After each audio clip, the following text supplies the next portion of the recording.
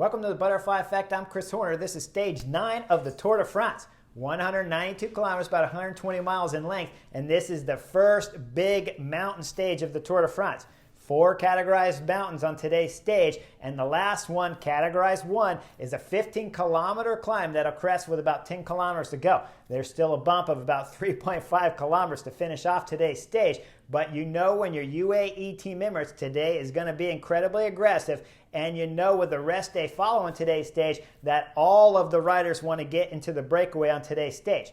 Now, if I'm the UAE team director sitting at the team bus talking to all my riders, especially Tadej Pogacar, I'm looking at him straight in the face and I'm saying, don't break the number 1 rule on the butterfly effect. Keep your team together. Don't have your team take off from the best rider in the world wearing the race leader's yellow jersey here at the Tour de France. When the racing gets started, it's 40 kilometers of flat roads along the lakes here in Switzerland, and there's going to be a ton of attacks starting from kilometer 0 as Philippe Gilbert is the first rider from Lotto Soudal to put in a big tack here at kilometer 0. With about 20 kilometers to go, there's going to be a crash in the Peloton, and it's Michael Woods that takes the big hard hit here with 20 kilometers into today's race. You look at his jersey, it's all ripped up from front to back basically, and the Israel Premier Tech rider is going to have a rough day here on stage 9. Fast forward up to the back of the Peloton, and it's Lotto Soudal's Caleb Ewan that's coming out the back. I believe he had a mechanical or something because I didn't see the Australian rider go down. He's fighting hard to get back up to the back of the Peloton because he knows today's the first big mountain stage here at the Tour de France, and if he comes off along the lake here, it's going to be a long, hard day chasing the Peloton. With 40 kilometers to go as the first categorized climb starts here, it's Quinn Simmons, Trek Segafredo, that throws in the first attack to start off all the action here on the first KOM. Followed quickly by Ineos, it's going to be Dylan Van Barley that throws in the next attack. He's hard on the pedals trying to make a selection here on this first categorized climb, but nothing's happening except for at the back of the Peloton. When you look at the back of the Peloton, we see UAE team Emirates missing 2 riders because it's Mark Hirschi and Marc Soler caught up back here. Now, Mark Hirschi hasn't had a fantastic start to the Tour de France, but he came in here sick. Marc Soler, who's looked good on the mountains, must have had some kind of mechanical because normally he'd be in this front group. When we fast forward up to the KOM here, it's Jonathan Castroviejo from Ineos that takes maximum points on stage 9 of the Tour de France. After that, when they cross the KOM, it's not going to flatten out. It's still a drag all the way up as there's still more climbing to do here at the Tour de France. Shortly after that KOM, that's when we start seeing the next selection. It's 14 riders going up the road.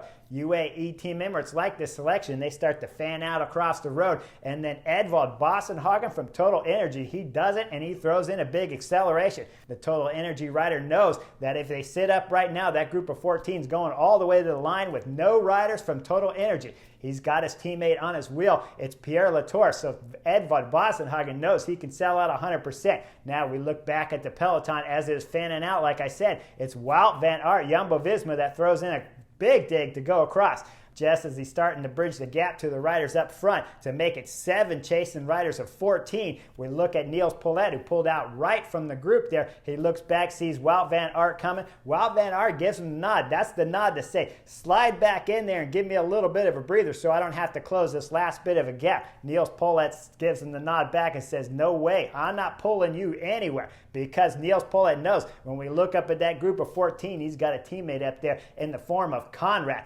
Conrad was riding fantastic on yesterday's stage 8 going up to the finish, not intelligently, but was riding strong and fantastic. So when I see him in this group of 15, I'm thinking the same thing Niels Paulette is. Why would I want to pull Wout van Aert up there? Wout van Aert closes the gap, and then he starts pulling with Edvald Boasson in this group. So that group of 7 can bridge up to this group of 14 and make it a group of 21 here on stage 9 of the Tour de France. As Wout van Aert to close that gap, he's got time before the first sprint classification here at the Tour de France, and he'll easily take maximum points to gain more time on the green jersey here at the Tour de France.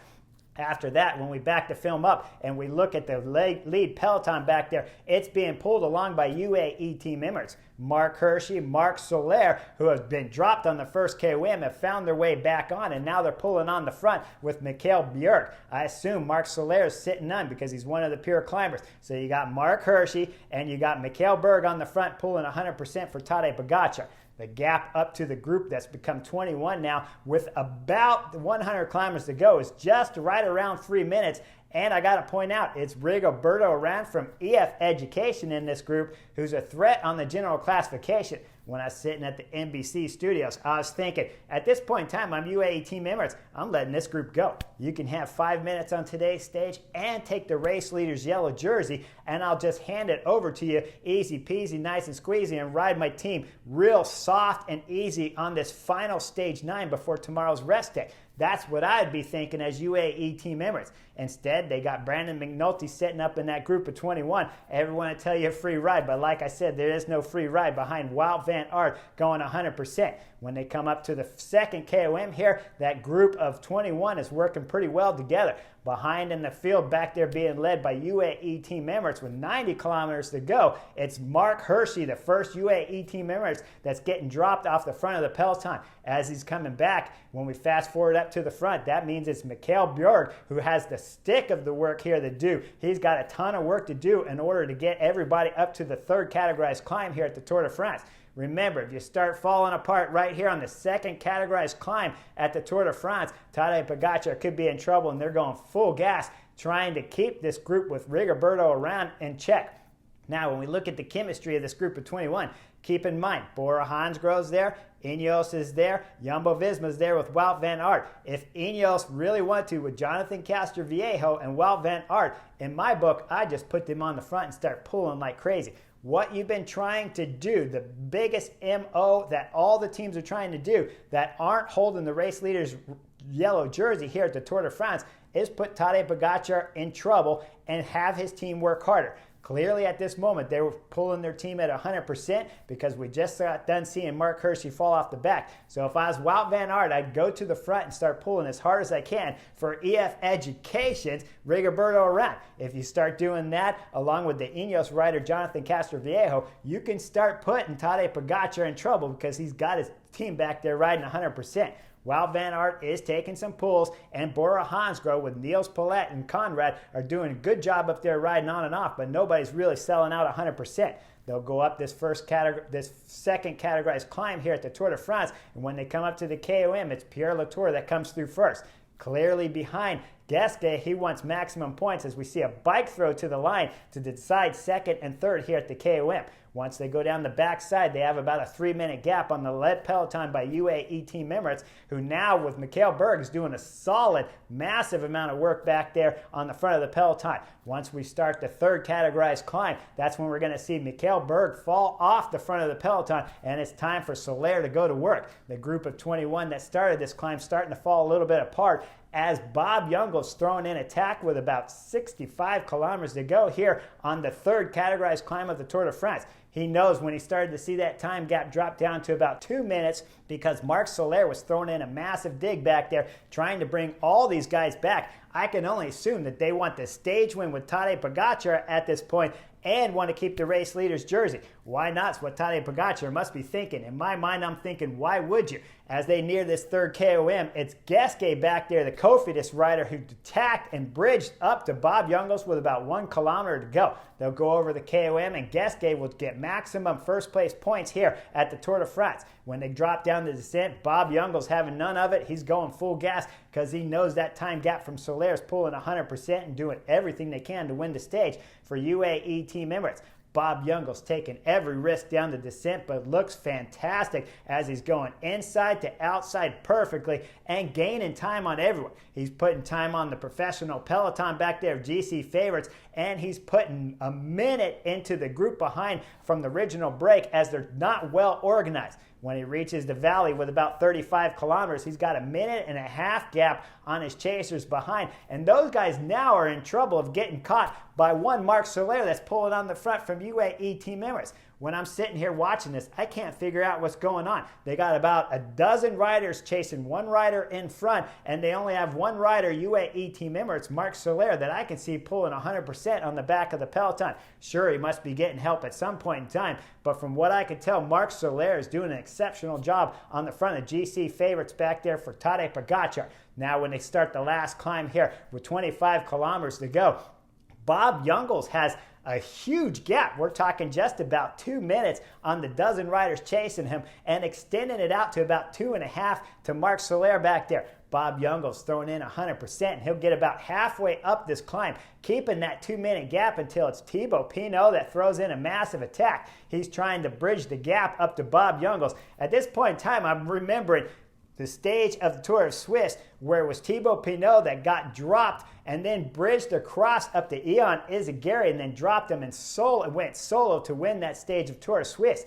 There, Thibaut Pinot is flying on the pedals behind. He's got 2 riders chasing him, Carlos Verona from Movistar and Jonathan Castroviejo from Ineos. They're close still to Thibaut Pinot, about 25-30 seconds back, and then Thibaut Pinot is still 30 seconds back from Bob Jungels. When they go over this last KOM at the Tour de France for stage 8, Bob Jungels has a 25-second gap. It went from 2 minutes, 2.5 minutes, all the way down to 25 seconds here with Thibaut Pinot. Only problem is we got one more technical descent coming, and Bob Jungels looks beautiful on the bike. He gets down to the bottom safely, still has about a 30-second gap on Thibaut Pinot, but let me remind you guys, the road's going back uphill, and Thibaut Pinot is a climber. He's got 2 riders chasing him, and at this point in time, when we look at Ineos, Soler had popped off the front when this final climb started, and it was George Bennett taking over from the bottom of the climb. At no point in time did I ever see anyone relieve George Bennett. Brandon McNulty, who had been dropped out of that front group that became about 12 riders when this climb started, he's dropping back. We see him looking over the shoulder, and I only can imagine at this point in time, Brandon McNulty's just thinking, man, I hope I don't have to pull. I hope George Bennett's still got some good legs left. He'll slot in second wheel behind George Bennett, Rafael Majka in third, and Tadej Pogacar in fourth. The gap, though, is looking a little bit too big to be able to win today's stage when they go over the final KOM, because they're still back there about 1.5, 2 minutes back from Bob Jungels, who just blazed that descent. As the road starts to go back up for Bob Jungels with about 3.5 kilometers to go, it's still on a knife's edge whether if Thibaut Pinot can catch the Luxembourg rider up front. The AG2 rider's looking fantastic, but he's hurting all over the place, still going smooth on the pedals, though I gotta say, Thibaut Pinot starts to fall apart as we see with 1 kilometer to go. Bob Jungels has it all wrapped up here to win stage 9 of the Tour de France. He pushes real hard across the last bend here before he crosses the line and then celebrates with his arms raised high for an amazing victory here for AG2R, the French team.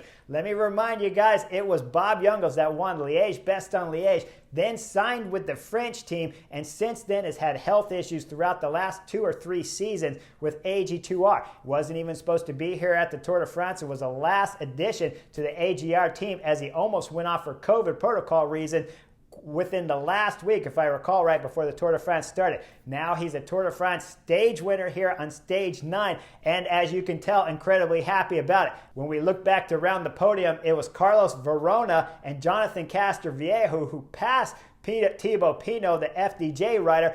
Jonathan Castroviejo takes second on the stage, Verona third, and Thibaut Pinot will have to settle for a 4th place here on stage 9. Just after Thibaut Pinot starts crossing the line, we can see the favorites in the back because Tadej Pogacar are starting to light them up. Jonas Vingegaard's locked onto his wheel, but the gap is starting to increase. Jonas Vingegaard comes across the line just barely holding the same time as Tadej Pogacar, and they got a 3-second gap on all the GC favorites of the Ineos riders, especially Geraint Thomas, who was the next rider to come across, just couldn't hold that wheel of Tadej Pogacar. And honestly, Tadej Pogacar looked fabulous when he came across the line on today's stage 9 before tomorrow's rest day. Now, when we look at the general classification, it was Danny Martinez from Ineos that popped off on this last final KOM, so he lost massive time on today's stage. Nairo Quintana, the Arkea Samsic rider, will move into the top 10 here of the Tour de France general classification. Tadej Pogacar just gained about 3 seconds on all the favorites besides Jonas Vingegaard, who will hold a solid second on the general classification going into tomorrow's rest day. Now, we got the big mountains coming up, so make sure you guys like and subscribe, and I'll see you on the next edition real soon here of the Butterfly Effect.